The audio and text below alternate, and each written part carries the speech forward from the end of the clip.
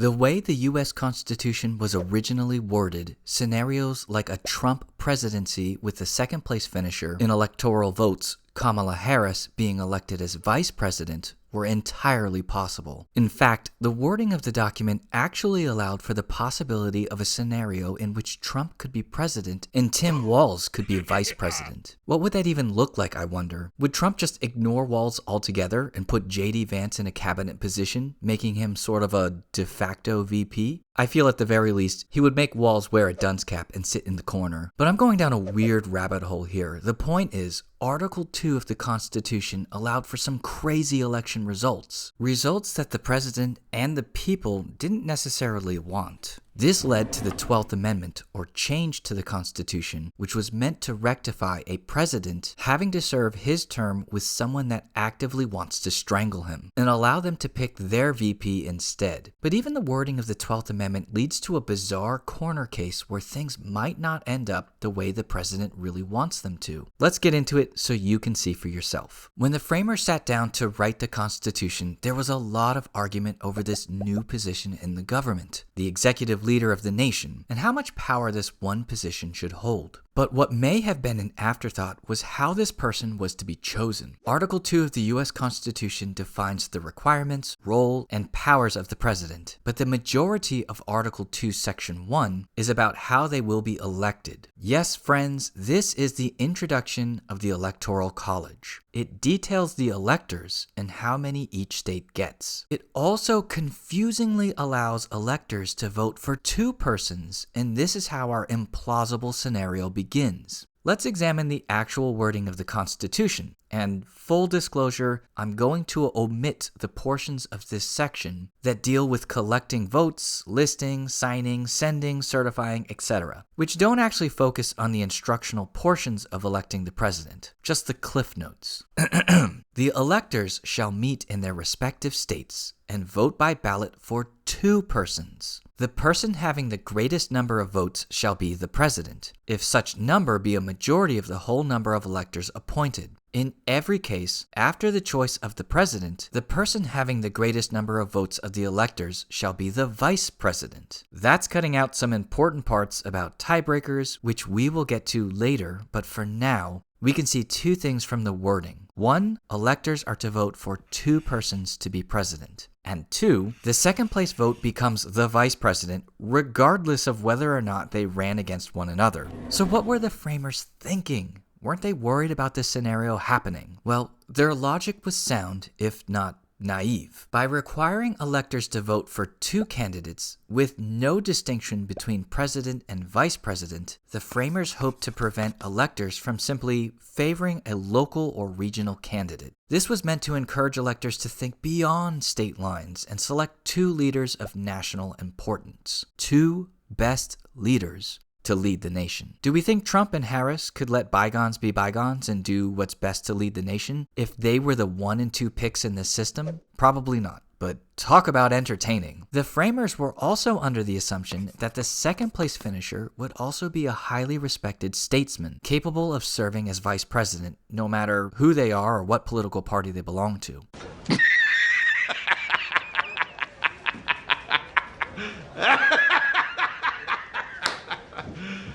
Are you serious? But the honest-to-goodness truth is that the framers didn't foresee political parties becoming dominant so soon. They assumed elections would feature multiple prominent candidates, and electors would vote based on merit rather than party loyalty. The idea was that a clear winner would emerge as president, while the runner-up would serve as a capable second-in-command, rather than a political rival. Well, it took 4 elections to bring this system crashing down, with problems beginning in the election of 1796. This election pitted Federalist presidential candidate John Adams and VP Thomas Pinckney against Democratic-Republican presidential candidate Thomas Jefferson and VP Aaron Burr. Electors of the time understood that in order to have a first and second place finisher be of the same political parties, one vote would need to be thrown away.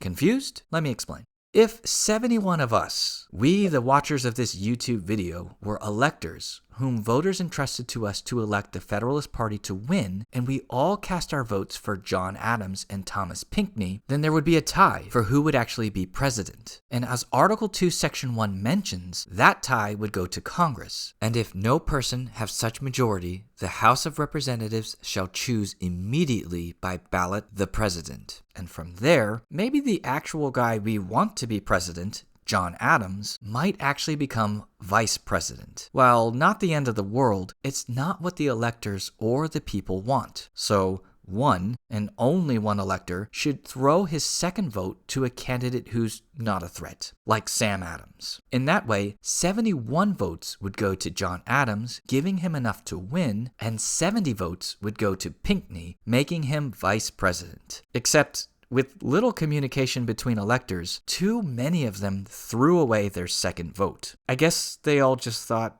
I'll be the guy to throw the one vote away. This gave John Adams 71 winning votes, his VP choice Pinckney 59 votes, and his opponent, Thomas Jefferson, of a different political party, 68 votes, making him the vice president. But it's cool. These men are not Trump and Harris. They're founding fathers, men of upstanding moral fiber and patriots to the core. They worked really well together to rise above the challenging circumstances they were put in. Right? Wrong. They hated each other. Their conflicting political and ideological differences made for a very challenging and tense presidency. They were complete enemies by the end of it, and it was an unmitigated disaster. But years later, they reconciled and became friends again. And then ironically died on the same day, July 4th, 1826, exactly 50 years after the signing of the Declaration of Independence. We're getting historically derailed here with significant coincidences. This was designed to showcase the original Constitution's major issues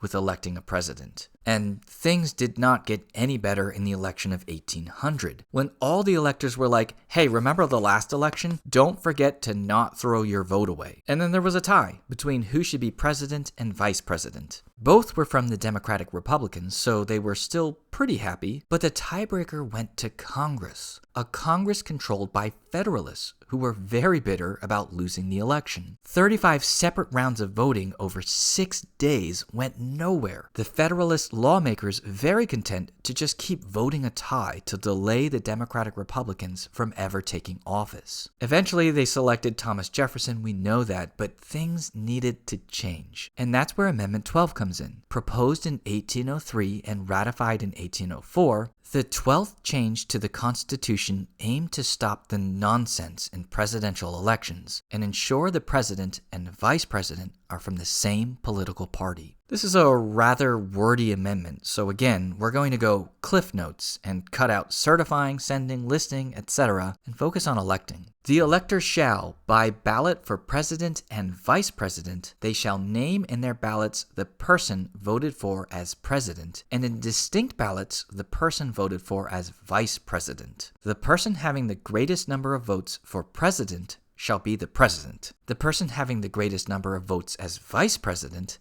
shall be the vice president. That's as brief as I can make it. So, what changed? Electors are not voting for the first and second best choice to be president, with second place becoming VP. No.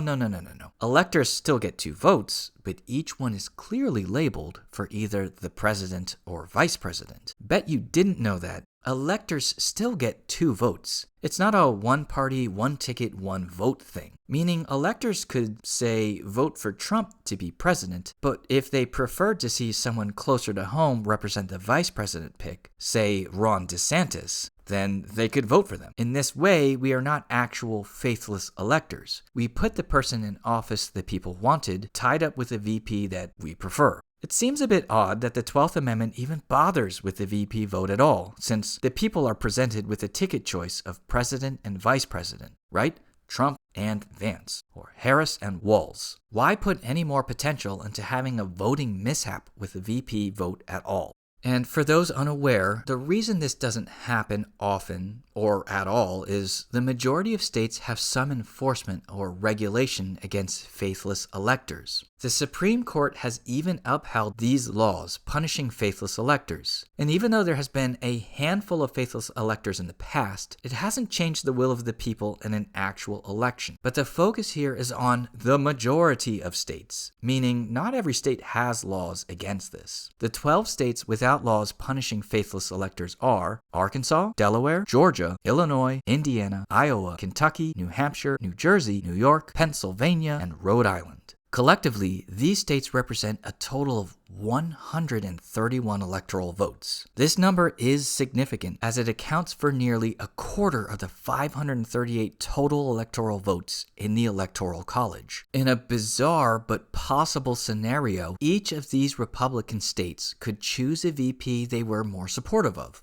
Instead of a J.D. Vance, a Ron DeSantis, and cast their electoral ballot for him with no penalty from their state for doing so. I understand that these states have no reason for doing so, nor any native son connection to Ron DeSantis. This is more of an exercise in what is constitutionally allowable, so hear me out. Altogether, this would change the numbers of the VP vote significantly, giving DeSantis 66 votes, J.D. Vance 246, and Tim Walz 226. In this scenario, no VP candidate carries a majority vote of 270 votes to win the vice presidency. In this instance, Article 2, Section 1 has verbiage for such a scenario. And if no person have a majority, then from the two highest numbers on the list, the Senate shall choose the vice president. And in the hands of the Senate, if it was Democrat-controlled, the hilarious proposition of a Trump-Walz team-up could actually happen. And for those rolling your eyes at this concept, there are instances of this happening on a smaller scale in presidential elections. Martin Van Buren was elected president in 1836, and Richard Mentor Johnson was his VP pick. However, Virginia's 23 electors pledged to Johnson cast their votes for William Smith, a favorite son candidate. While the political party is still the same, it shows the electors can cast their vote for the elected president, but not for that president's VP pick. And by the way, this action left Johnson one vote short of the majority needed for the VP election, and it later had to be sorted out in Congress. And you might be saying, well, that was a long time ago, Civics Review. More recently, in 1968, George Wallace, the segregationist governor of Alabama, ran as an independent candidate. Wallace's electors in Alabama, Mississippi, and Louisiana cast their votes for him as president, but instead of voting for his VP pick, General Curtis LeMay, they cast their votes for other individuals, many others, including Harry Byrd Sr., a former senator, to show support for the favorite son strategy. Look, the fact of the matter is that this scenario is implausible,